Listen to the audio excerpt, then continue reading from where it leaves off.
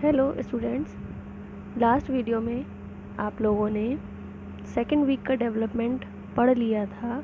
Embryo का second week का development आप पढ़ चुके थे कि किस तरीके से मोरुला का डेवलपमेंट होता है, फिर डिवाइडेशन होता है तो किस तरीके से ट्रोफोब्लास्ट एम्ब्रियोब्लास्ट सेल्स बनती हैं, किस तरीके से इम्प्लांटेशन की प्रोसेस होती है, फिर बाइलेमिनर जर्मिनल डिस्क, जैसे ये लिखा है बाइलेमिनर जर्मिनल डिस्क किस प्रकार से बनती है ये आपने पढ़ा था। सेकेंडरी योग सैक कैसे बनता है, ये सारी प्रोसेस आप पढ़ चुके हैं। अब थर्ड वीक का जो डेवलपमेंट होता है वो हम इस वीडियो में पढ़ेंगे, जिसे कहते हैं डेवलपमेंट इन थर्ड वीक। और मैंने आपको लास्ट वीडियो में बताया था कि इसकी स्पेशलिटी क्या है, कि इसमें बाइलेमिनर जर्म लेयर्स मतलब बाइलेमिनर जर्मिनल डिस्क जो है वो ट्राई लेमिनर में चेंज हो जाती है, 2 की जगह 3 लेयर्स बन जाती हैं। इस प्रोसेस को गैस्ट्रुलेशन भी कहते हैं, गैस्ट्रोला भवन हिंदी में भी कहते हैं इसे। तो इस वीडियो में हम यही पढ़ेंगे कि किस तरीके से बाइलेमिनर जर्मिनल डिस्क जो है वो ट्राई लेमिनर में चेंज हो जाती है और किस तरीके से इनके जो जर्मिनेटिव लेयर्स होती हैं वो उनका डेवलपमेंट होता है। जर्मिनेटिव लेयर्स मतलब ये 3 लेयर्स, एक्टोडर्म, मेसोडर्म और एंडोडर्म, इन तीनों का डेवलपमेंट किस प्रकार से होता है ये देखेंगे। इसमें ये डायरेक्ट आपको जो पिक्स दिख रही है इस इमेज में आपको डायरेक्ट दिख रहा है कि एक्टोडर्म, एंडोडर्म और मेसोडर्म बनी हुई हैं, लेकिन इनकी उत्पत्ति किस तरीके से होती है। ये जो बीच वाला भाग है, देखिए ये जो बीच वाला पोर्शन है मतलब ये वाला, ये है जर्मिनल। यही इस वाले पोर्शन में ही तीनों जर्म लेयर्स का डेवलपमेंट होता है। ये लिखा है germ layers of embryonic disc, यहीं पर डेवलपमेंट होता है। अब देखिए किस तरीके से होता है। देखिए सबसे पहले ये जो भाग होता है, ऊपर वाला जो पार्ट होता है, ये आपको दिख रहा है आगे वाली इसमें। देखिए ये आप जो डायग्राम देख रहे हो, ये ऊपर वाला भाग है उसी एम्ब्रियो का। तो इसमें क्या होता है, एक बीच में एक प्रिमिटिव स्ट्रीक बन जाती है, मतलब एक लाइनिंग जैसी बन जाती है। ये जो बीच में दिख रही है आपको, ये एक लाइनिंग जैसी बन जाती है, जिसे कहते हैं प्रिमिटिव स्ट्रीक, आद्य रेखा। ठीक है, यहाँ से इसका प्रारंभ होता है।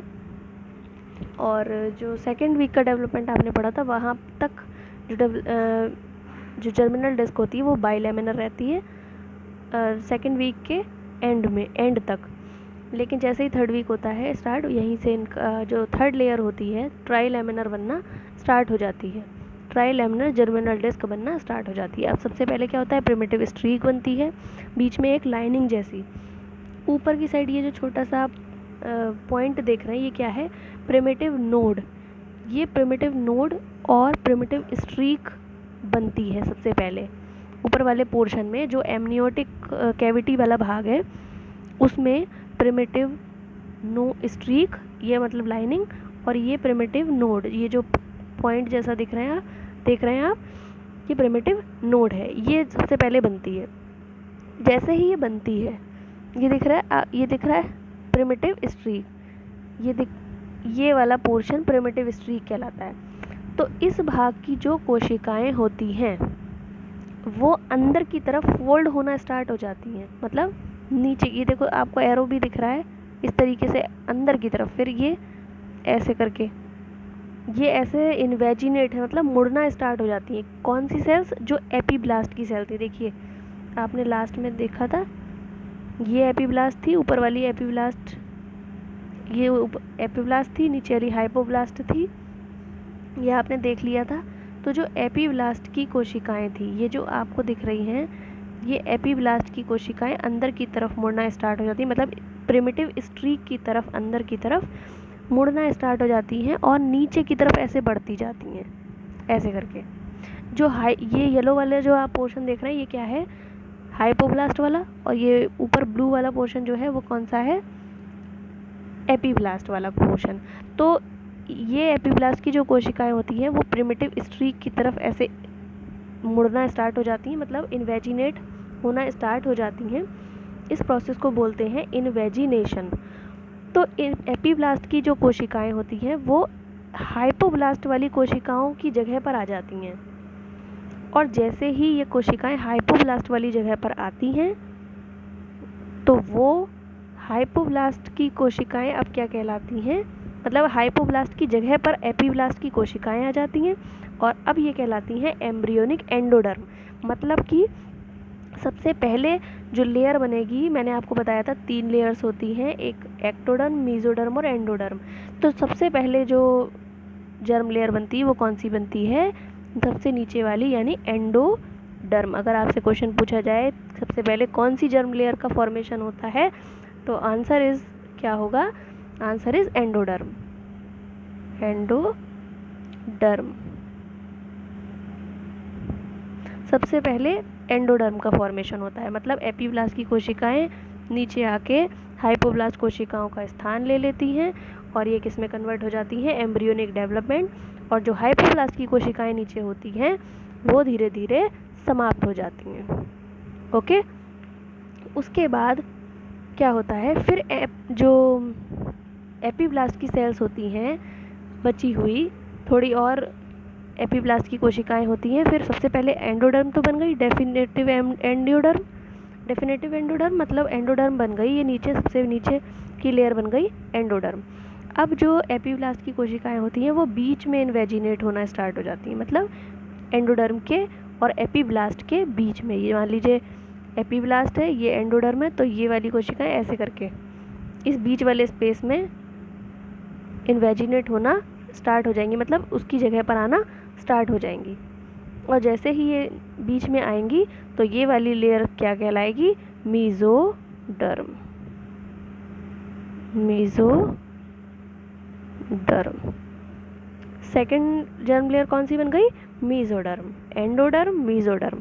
अब क्या होता है, अब इसके बाद जो बची हुई एपीब्लास्ट की कोशिकाएं होती हैं, देखिए जो बची हुई एपीब्लास्ट की कोशिकाएं होती हैं वो क्या करती हैं, जो ये देखिए एपीब्लास्ट ये है, एपीब्लास्ट की कोशिकाएं होती हैं वो फिर ऊपर ऐसे एक लेयर बना लेती हैं जिसे हम बोलते हैं एक्टोडर्म।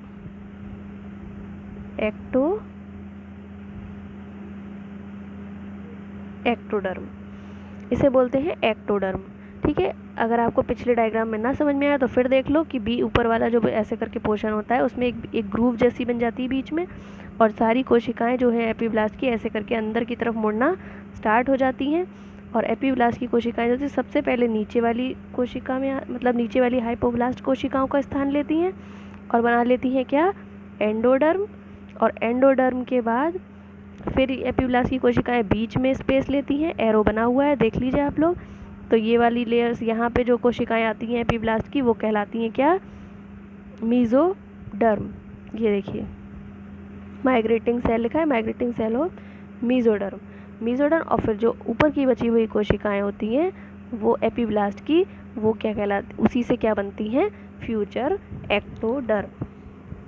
समझ में आ गया। तो ये जो है तीनों जर्म लेयर का फॉर्मेशन हो जाता है और जर्मिनल डिस्क जो होती है एम्ब्रियो की वो अब बाइलैमिनर से कैसी बन जाती है, ट्राई लैमिनर। क्लियर। देख लीजिए इस डायग्राम में भी वही चीज़ दिखाई है कि प्रिमिटिव नोड और पिट बन जाती है, इस पहले स्ट्रीक बनती है।